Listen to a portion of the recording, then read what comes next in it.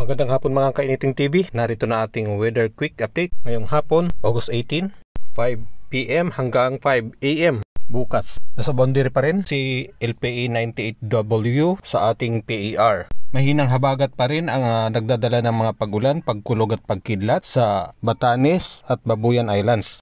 Partly cloudy to cloudy skies with isolated rain showers or thunderstorms ang malaking bahagi po ng Luzon, Visayas at Mindanao. Ngunit mayroon pa rin mga lugar na may nabubuong mga localized thunderstorms gaya ng Ilocos Sur, Benguet, Cagayan Valley, Central Luzon, NCR, Samar, Negros Occidental, Zamboanga Peninsula, Misamis, Tabato City, North Cotabato, Maguindanao, Sultan Kudarat, Coronadal City at portions of Bukidnon dahil po sa localized thunderstorms. Mamayang madaling araw, posible rin ang pag-ulan sa Visayas at Palawan area. Reminder lang po, para laging latest po ang inyong mapapanood na weather updates, mag-follow po sa ating Facebook